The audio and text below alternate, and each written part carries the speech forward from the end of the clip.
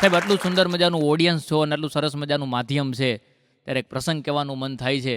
સાહેબ અત્યારે આપણા દેશની પરિસ્થિતિ કેવી છે કે એક વર્ગ એવો છે કે શું ભૂખ લાગે તો શું કરી, અને શું કરીએ તો ભૂખ લાગે, આ બે વર્ગમાં જીવે છે. પણ સાહેબ એક નાનકડો પ્રસંગ, એક જગ્યાએ લગ્ન પ્રસંગનો જમણવાર ચાલુ અને 5-7 વર્ષના એક બાળકના રોવાનો અવાજ આવતો હતો. થોડીક વાર થઈને એટલે બાળકની માની સાથે, બાળક સાથે એની માના રોવાનો અવાજ આવ્યો.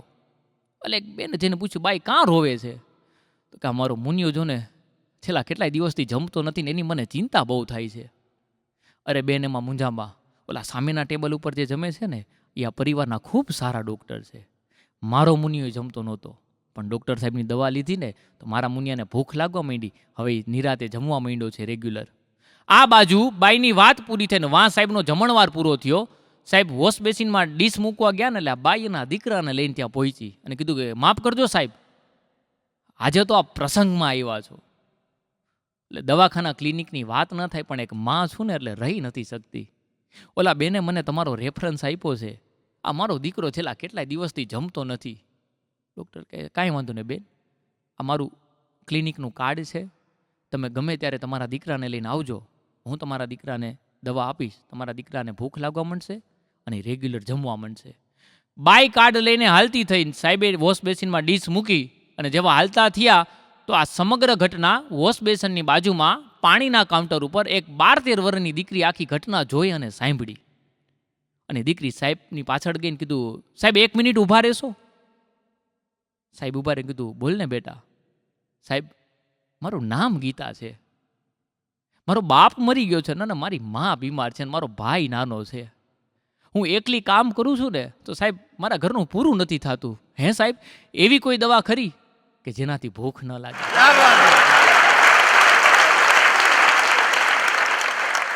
સાહેબ ત્યારે કહેવાનું મન થાય કે જો મોત સે ના ડરતા થા આજ વો બચ્ચો સે ડર ગયા, જો મોત સે ના ડરતા થા આજ વો બચ્ચો સે ડર ગયા, એક બાપ જબ बिना कुछ कमाए अपने घर गया.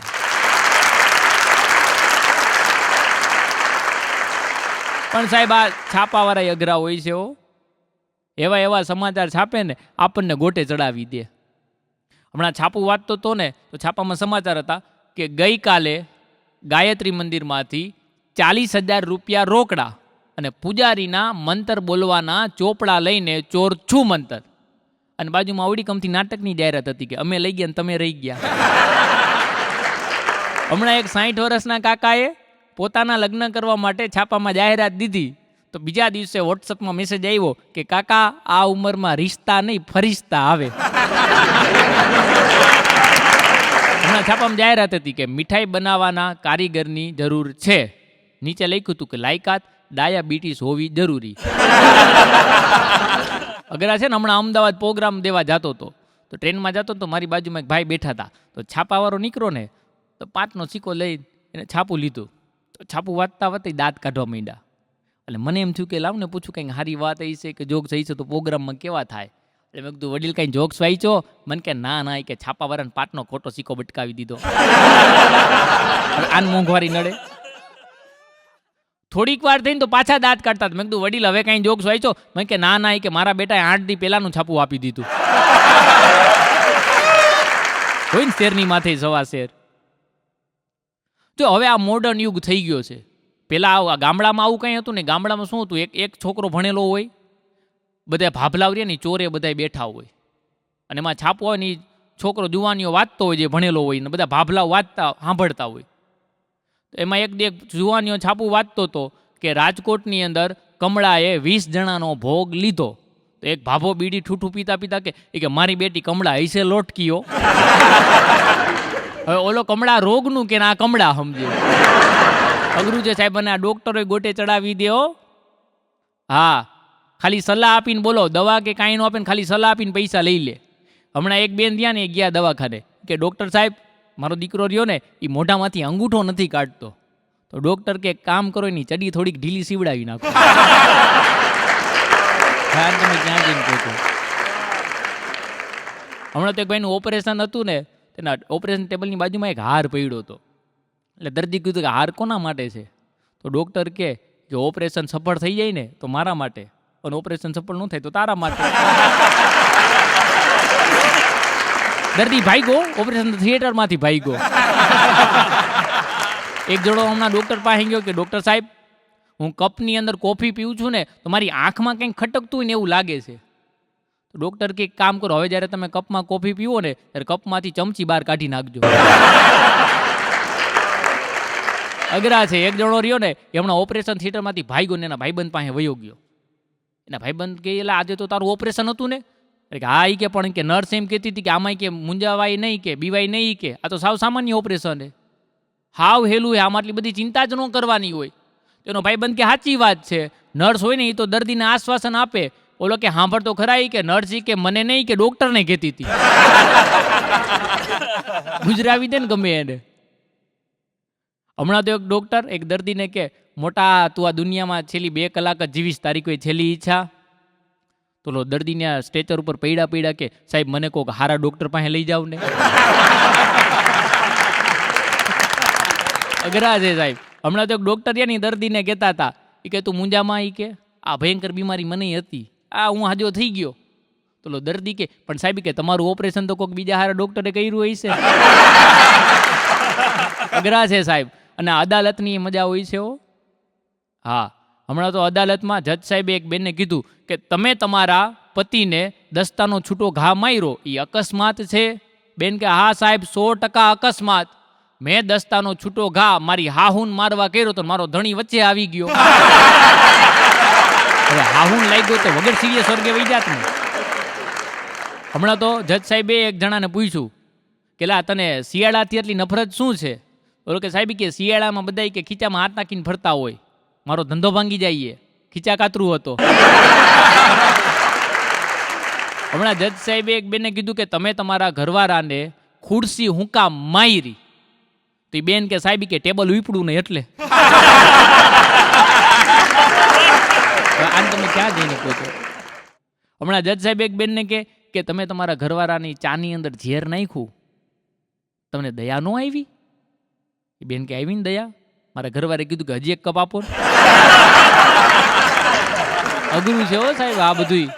અને અમુક જો હે ને માણસો રહ્યા ને, માણસો જો અમુક બુદ્ધિશાળી બહુ હોય. વાણિયા રે ને, વાણિયાની જ્ઞાતિ કોમ બુદ્ધિશાળી બહુ. એક વાણિયાને શેઠને કરિયાણાની દુકાનમાં બારે બોર્ડ હતું, તો એને બોર્ડ કાઢવું હતું ને તો બોર્ડ નીકળતું નહોતું. એટલે વાણિયા રે ને એને બુદ્ધિ વાપરી, બોર્ડ ઉપર ખાલી લખી નાખ્યું કે આ પાટિયાને કોઈએ અડવું નહીં. બપોરે જમવા ગયો, જમીને હાંજે દુકાન આવ્યો તો પાટિયું હેઠે પડ્યું હતું. આપણા દેશમાં જે ના પાડો એ બધા વધુ કરે. હમણાં એક જણો તો એક ચોર રહ્યો ને, એ બીજી વાર એક દુકાનમાં ચોરી કરવા ગયો ને પકડાઈ ગયો. એટલે પોલીસ વાળે કીધું એલા પહેલી વાર ચોરી કરી એવો ન પકડાઈ ગયો તો બીજી વાર ચોરી કરવા હું કામ ગયો? કે અહીંયા બહાર બોર્ડ માર્યું હતું કે ફરી પધારો. અઘરું હોય છે. હમણાં એક ભાઈની ઘરે કાર્યક્રમ નક્કી કરવા જતો હતો ને, એની ઘરે તો બારે બોર્ડ માર્યું હતું કે બીવેર ઓફ પેરોટ. એટલે મેં કીધું ભાઈ બીવેર ઓફ ડોગ હોય, પોપટથી હું બીવાનું? પોપટ શું કરી લે? તો ભાઈ મને કે એમાં એવું છે કે કોઈ મહેમાન આવે ને એટલે પોપટ સીટી મારે, પોપટ સીટી મારે ને એટલે અંદરથી કૂતરો બારે આવે. અઘરો સાહેબ જમારો છે આ. હમણાં તો એક દારૂના બારની અંદર બોર્ડ માર્યું હતું કે આપ ભૂલવા માટે પીતા હોય તો બિલ અગાઉથી ચૂકવી દેવું. હા, હમણાં તો યમરાજાએ 2 જણાને ઉપાડી લીધા. 2 જણાને ઉપાડી લીધા ને એટલે કીધું કે સ્વર્ગમાં જવું છે કે નર્કમાં? એટલે માણસ રહ્યો ને બધી સ્કીમ માગે, સ્વર્ગમાં શું હોય, નર્કમાં શું હોય. એટલે કીધું કે એમ નહીં, પેલા કયો સ્વર્ગમાં શું હોય, નર્કમાં શું હોય. એટલે સ્વર્ગનું ચિત્ર દેખાડ્યું. તો ત્યાં તો ઉપવાસ ને આંદોલન ને હાલીને માતાજીની માનતા. કીધું આમાં જવું છે, આમાં થોડી મજા આવે. નર્કનું ચિત્ર દેખાડ્યું, મુન્ની બદનામનું ગીત આવતું તો આમાં નાખી દો, પાકું આમાં નાખી દો. અને ભાઈ નર્કના દરવાજા ખુલ્યા તો ઉકળતા તેલની અંદર બોળવાની સજા હતી. કીધું કે આ સજા છે. તો કે બાર તો મુન્ની બદનામ આવતું હતું, તો કે ત્યારે એમાં એડવર્ટાઈઝ આવતી હતી. ઘણા એડવર્ટાઈઝમાં ભંગાઈ જાય. હમણાં તો એક તાંત્રિકની ઝૂંપડી હતી, એવી ઝૂંપડી હતી ને કે ઝૂંપડીમાં જે જાય ની ગાયબ થઈ જાય. સચિન તેંડુલકર ઝૂંપડીમાં ગયો, સચિન તેંડુલકર ગાયબ. રાહુલ ગાંધી ઝૂંપડીમાં ગયો, રાહુલ ગાંધી ગાયબ. નરેન્દ્ર મોદી ઝૂંપડીમાં ગયા, નરેન્દ્ર મોદી ગાયબ. સની લિયોન અંદર ગઈ, તાંત્રિક ગાયબ. અઘરો જમાનો છે સાહેબ. હમણાં તો રેસકોર્સમાં એક જણો હવાના પોરમાં કાર લઈને લોંગ ડ્રાઈવ કરવા જતો હોય છે. એમાં એની ગાડી પાસે યમરાજે આવીને ડોકું કાઢ્યું ને દાંત કાઢ્યા. ભાઈ યમરાજે દાંત કાઢ્યો ને ઓલો તો ભાઈ ગભરાણો હે, રિવર્સમાં ઘરે ગયો. ઘરે આપણો ફાફડો ને એની ઘરવાળી કે શું થયું કે અરે ગજબ થઈ ગયું કે યમરાજે કે મારી સામું દાંત કાઢ્યા. યમરાજે દાંત કાઢ્યા. હા હા તો પૂરું હોય કે તમને લેવા આવ્યા છે. અરે કે મરવું નથી, જીવવું હે મારે. આનામાંથી કરવું હોય કે હાલો જ્યોતિષ પાસે જાય. જ્યોતિષ પાસે ગયા ને તો જ્યોતિષ કે ગમે થાય આવતીકાલ થાય ને, આવતીકાલની રાત પડી પહેલાં તમે ગંગામાં નાહી આવો, ગંગામાં ડૂબકી મારી આવો. આ થેલા બેલા લઈને ફટાફટ પહોંચ્યો. બીજા દિવસે હજી ગંગામાં જેવો નાવા જતો ને તો તા યમરાજે બોચી પકડી લીધી. એટલે આને થઈ ગયું કે હવે મારવા જ આવ્યા હે. એટલે યમરાજાને કીધું તમે મને મારી જ નાખવાના હતા તો કાલ મારી હમું દાંત હું કામ કાઢ્યા. યમરાજા કે હું વિચારતો હતો કે આને તો આવતીકાલે અહીંયા હરિદ્વાર ગંગા ઘાટેથી ઉપાડો ને આ મારો બેટો રાજકોટમાં રેસકોર્સમાં ફરે છે. અઘરા હોય છે સાહેબ. હમણાં તો યમરાજાએ 3 જણાને ઉપાડી લીધા ને એટલે ચિત્રગુપ્ત 3 જણાના પાપ અને પુણ્યના લેખાજોખા જોતો હતો કે કોને શું સજા દેવી. એ જોતા જોતા ચિત્રગુપ્ત મૂંઝાઈ ગયો. યમરાજે કીધું એટલે શું થયું કે યમરાજે આપણે કીધું ભૂલ થઈ ગઈ. કાં શું ભૂલ થઈ કે આ ત્રણેયને કે વરદી વહેલા ઉપાડી લીધા. અને ભાઈ માણા થયા ખારાય કે તમને ભાન ન પડે, આવી રીતના નોકરી કરો હો, વરદી વહેલા કે ઉપાડી લીધા અહીંયા. ચિત્રગુપ્ત કે રાયડું નાખોમાં પાછા જમીનમાં જવા દે પૃથ્વી ઉપર. તો કે હવે હું કે અમારા છોકરા અમારા ખોખાઈ બાળી નાખ્યા હોય તો કામ કરો હવે કે આને મરાય તો નહીં હજી, કે સજાનું તો આનું કાંઈ નિવારણ ન થાય, પાપને પુણ્યનું વરદી પછી જ થાય. કીધું 3 જણાને કે ભાઈ તમે વરસ દિવસ અહીંયા રાખવામાં આવશે અને તમારા જે શોખ બાકી હશે ને એ પૂરા કરશું. એટલે પેલા જણાને પૂછ્યું કે ભાઈ તારો શું શોખ છે? તો કે મને ડાયાબિટીસ હતી, કે મેં કોઈ દી કે મીઠાઈ મને ખાવા નથી દીધી, કે આને નાખો એક રૂમની અંદર, બધી જાતની મીઠાઈ આપી દો, રૂમને મારો લોક. બીજાને કીધું એટલે તારી? તો કે મારી થોડી કે પાતળી પરિસ્થિતિ હતી ને તો કોઈ દી સારું લુગડું નથી પહેર્યું. આને કીધું આને એક રૂમની અંદર નાખો, બધી જાતના કાપડને એક દરજી આપી દો, મારો લોક. ત્રીજાને કીધું એટલે તારે?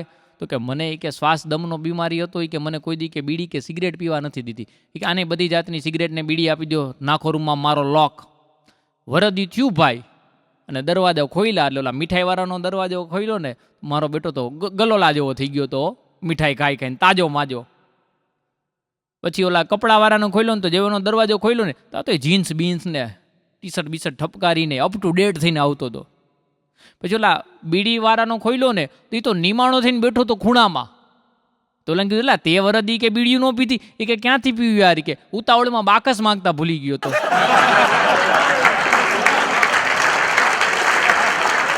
હમણાં તો યમરાજા એક જણા પાસે આવ્યા કે હાલે તારો સમય પૂરો થઈ ગયો, ઉપાડવા આવ્યો છું તને. તો એમ થોડું હાલે, હજી તો કે હમણાં જ 4G લોન્ચ થયું, વાપરવું હે. અરે એમ ન હાલે, આજો 50,000નું લિસ્ટ છે, એમાં પેલું નામ જ તારું છે. તો લોકો એક કામ કરો, કે ચા આવ્યા છો તો હું તમને ચાય પીવડાવું, મહેમાન ગતિ માનતા જાઓ, મારી ચા હું ચા પી લઉં. તો યમરાજાને એમ થયું કે ભાઈ 5 મિનિટ વહેલો હું તો હાલને ચા પી નાખું. ભાઈડો ચા બનાવવા ગયો અને ચાની અંદર ઘેનના ટીકડા નાખી દીધા. યમરાજાને ચા પાઈને યમરાજાને ઘેન ચડી ગયું, હુઈ ગયા. તો ઘેન ચડી ગયું તો હળવેક દઈને ઓલું લિસ્ટ લઈ અને પોતાનું પેલું નામ લખ્યું હતું એ ભૂસી નાખ્યું અને છેલ્લે લખી નાખ્યું. 2-3 કલાક પછી યમરાજા ભાનમાં આવ્યા ને ઉઠીને કે વાહ દોસ્ત વાહ, તારું પીણું એટલે પીણું હો, આવું તો યમપુરીમાંય કાંઈ નહોતું. દોસ્ત કે તારા ઉપર હું મોજમાં આવી ગયો છું, કે નક્કી કર્યું હતું પહેલેથી ઉપાડવાનું, પણ હવે તારા ઉપર મોજમાં છું ને એટલે હું નીચેથી ઉપાડવાનું ચાલુ કરીશ.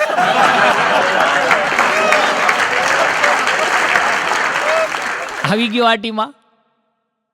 અઘરું છે સાહેબ. અને અમે તમને નામની વાત કરી ને, વિચારો કે આ દારૂડિયા રહ્યા, એ દારૂડિયા પિક્ચર બનાવતા હોય તો પિક્ચરના નામ કેવા હોય? ખાલી વિચારો જી. બિયર ઝારા, બેવડા જમીન પર, હમ ટૂન હો ચુકે સનમ, વિસ્કિયા, રબ ને पिला दी थोड़ी, पीने वाले बाटली ले जाएंगे. હા, એ તો આવા જ નામ રાખે ને એને ભળતા હોય એવા. અને સાહેબ જો અત્યારના દેશો અઘરા થઈ ગયા છે. હમણાં તો અમેરિકાવાળો, ફ્રાન્સવાળો અને પાકિસ્તાનવાળો, આ 3 જણા પ્લેનમાં મુસાફરી કરતા હતા.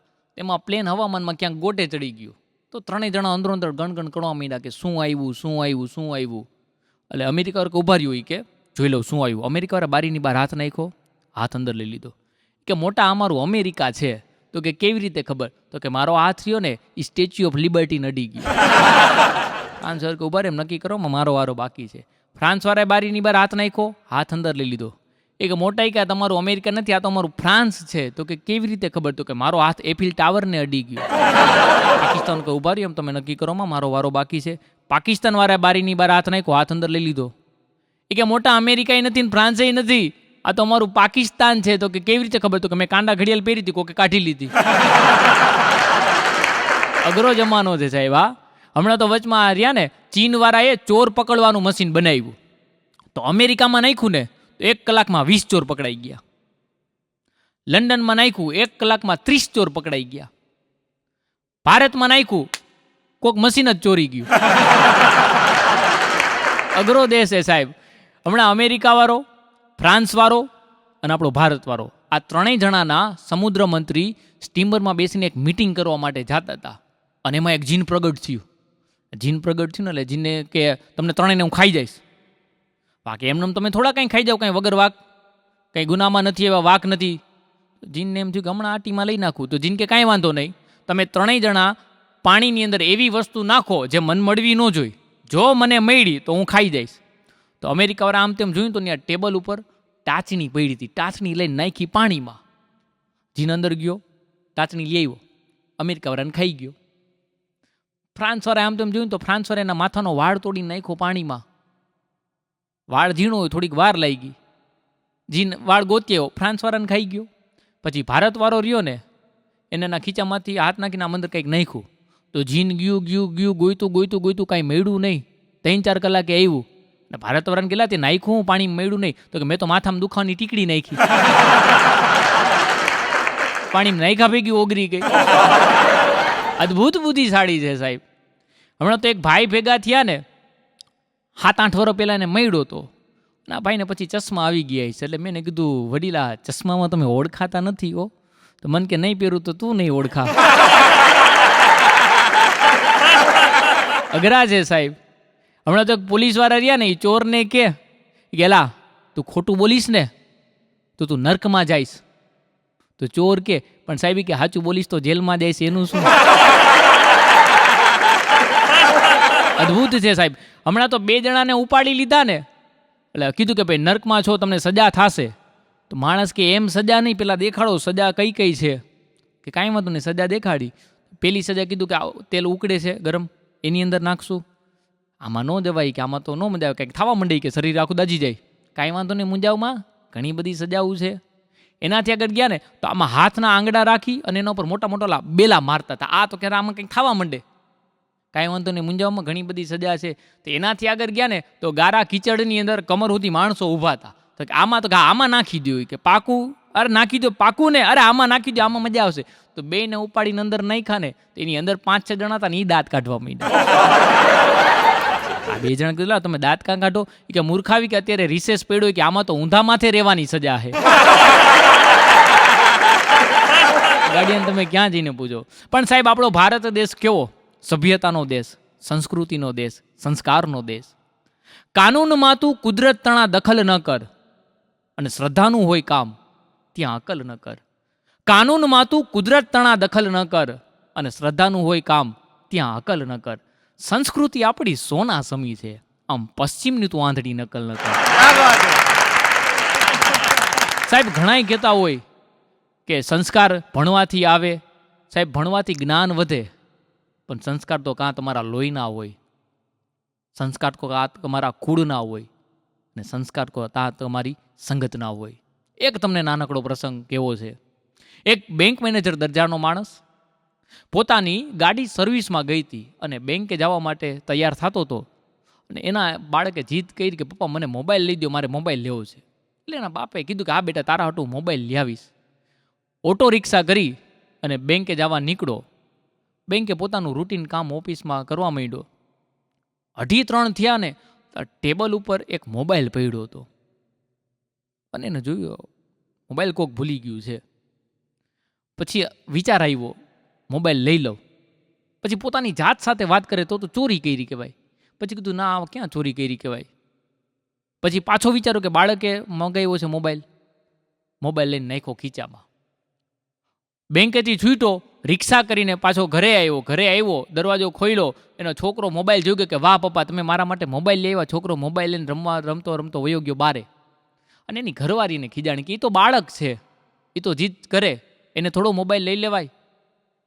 એમ કે એની રસોડામાં પાણી ભરવા ગઈ અને આ સોફા ઉપર બેઠો હતો તો દરવાજો ખખડ્યો ને આને એમ થઈ ગયું કે નક્કી મોબાઈલ વાળો હોય છે. ઊભો થઈને દરવાજો ખોલ્યો તો ઓટો રિક્ષાવાળો હતો ને એને સાહેબ જવાબ દીધો કે સાહેબ તમે ઉતાવળમાં તમારો મોબાઈલ મારી રિક્ષામાં ભૂલી ગયો છો. સાહેબ આ સંસ્કાર.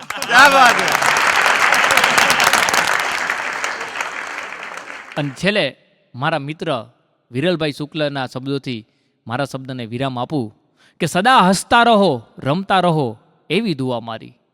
સદા હસતા રહો, રમતા રહો એવી દુઆ મારી. અને જીવનના બાગમાં ખીલતા રહો એવી દુઆ મારી. દુઃખનો સ્પર્શેય ના થાય વિરલ, અને સુખથી સભર આંગળ અને હૃદયમાં મોજ લઈને મળતા રહો એવી દુઆ મારી. આપ લોકોએ મને શાંતિથી સાંભળ્યો તે બદલ આપનો ખૂબ ખૂબ આભાર. જય માતાજી.